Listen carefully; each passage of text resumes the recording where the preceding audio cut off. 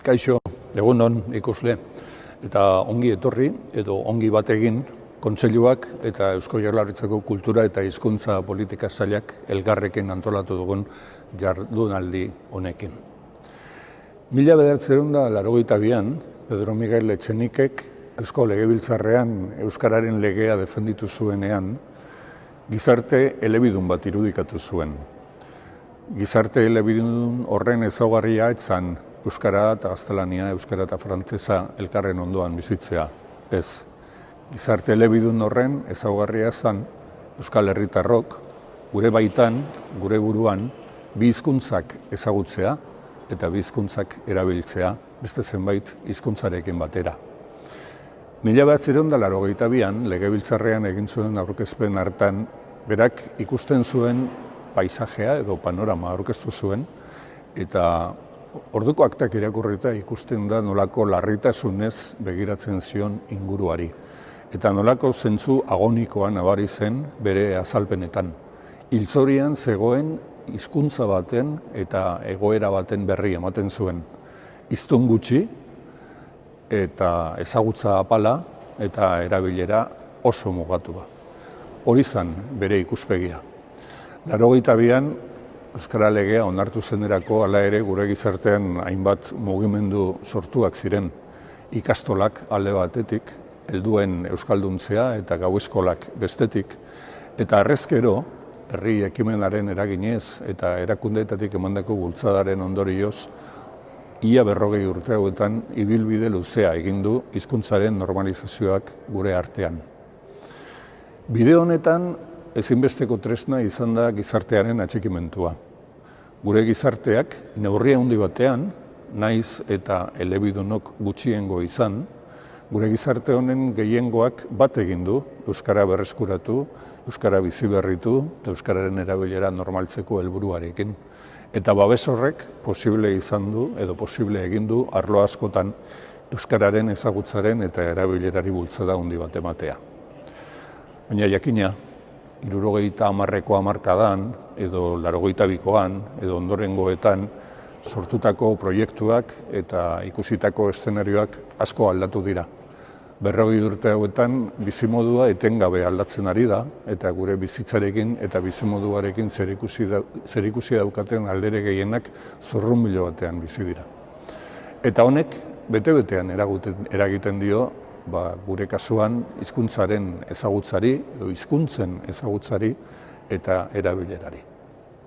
Kontseiluak eta gure departamentuak duela 3 urte hasitako bidearen barruan komenigarri ikusi dugu jardunaldi hau antolatzea elkarrekin eta nolabait begirada zabal batez eta ia esango nuke 360 graduko begirada batez aztertzea ze egoeratan dagoen hizkuntzaren normalizazio prozesua, aztertzea banan normalkuntza horretan, biziberritze horretan eragiten duten alde eta faktore ezberdinek eta ikustea bakoitzean nun egin behar dan bultza, nun eragin behar dan prozesu honek indar biziagoa ardezan. Argi dago, hizkuntzaren erabilerak gutxieneko ezagutza bat eskatzen duela. Euskara dakien personarik, euskara dakienik ez dagoen tokian zail da euskara entzutea eta zail da euskara erabiltzea. Beraz, hizkuntzaren ezagutza nahita nahiezko faktore bat da. Eta hizkuntzaren ezagutza horrek nahikoa izan behar du.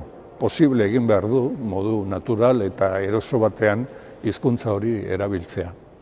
Bai ikaskuntzarako, bai jolaserako, bai aisialdirako, bai lehendik datozkegun euskarri analogikoetan, edo bai sortzen eta gero eta indarra handiago hartzen ari diren euskarri digitaletan. Hezkuntzak beraz pisu handia hartzen du prozesu honetan.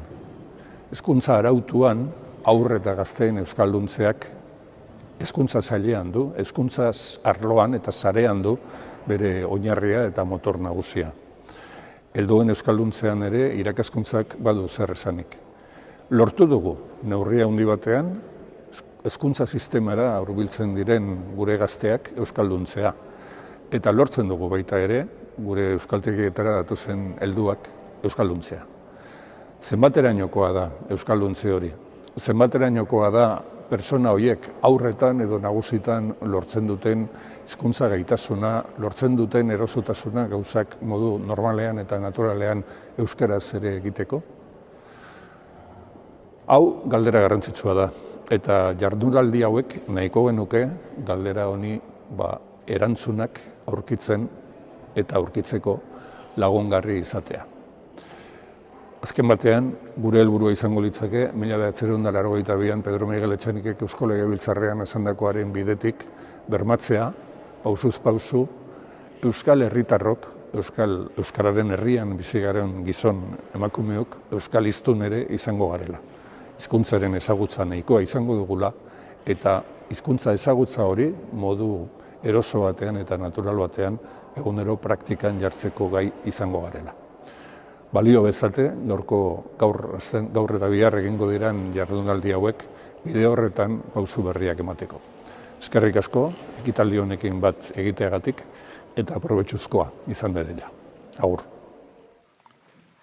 Mila esker, kultura eta hezkuntza politikako sailburu Zupiria jauna. Egunon guztioi eta mila esker gurekin bat egiteagatik. Mila esker gaur zuen lantokietatik, zuen etxeetatik, hainbat tokitatik, gurekin bat egiteagatik. Gaur zuenera sartuko da kontseilua, zuenera sartuko da Jaurlaritzako kultura eta hezkuntza politika saila. Euskararen normalizazioak behar dituen elementuez aritzen garenean, kontseiluak beti 3 ardatz jartzen ditu. Batetik, hiztun berriak sortzea, bestetik, erabilerarako espazioak sortzea, eta 3. tresnak sortzea. Hiztunak, espazioak eta tresnak. Eta beti esan izan dugu, horietan 3 eragin beharra dagoela. Horrexegatik, hain zuzen ere, ezagutzaren unibertsalizazioa hizpide izango duten jardunaldi batzuek garrantzi berezia hartzen dutela uste dugu. Esan dezakegu, kontseiluak sorrerarik bertatik izan duela presente ezagutzaren unibertsalizazioaren beharra.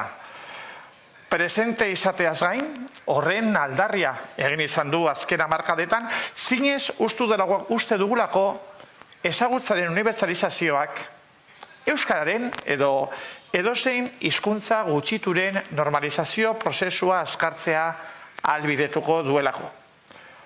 Horregatik, hain zuzen ere, esparri horri lotutako hainbat proposamen mahai gaineratu izan ditu sektoreetako eragileekin batera. Hezkuntzaren eremuan edo helduen euskalduntzen eremuan. Gainera, kontseilua osatzen duten bazkideen artean hezkuntzako eta helduen euskalduntzeko sektoreetako eragile garrantzitsuenak egoteak aukera eskaini digu irakurketa eguneratuak egiteko. Bai eta, nola ez, etorkizunaz sakon hausnartzeko ere. Gizarte eragileen aldetik ezagutzaren unibertsalizazioari egin zaion ekarpena presente dugu. Eta kontziente gara, gaur egunera bitartean egin diran urratz guztiez. Hori horrela izanik ere, sektore horiek beharra agertzen dute ezagutzaren unibertsalizazioen inguruan eta etorkizuneko gakoak identifikatzeren inguruan patxadaz eta sakon hitz egiteko. Horretaz gain, ezin nahaz dezakegu egun bizi dugun testu inguruak ere eragina duela. Gaur hemen gaude, zuengandik hurbil, baina ez gaude elkarren ondoan.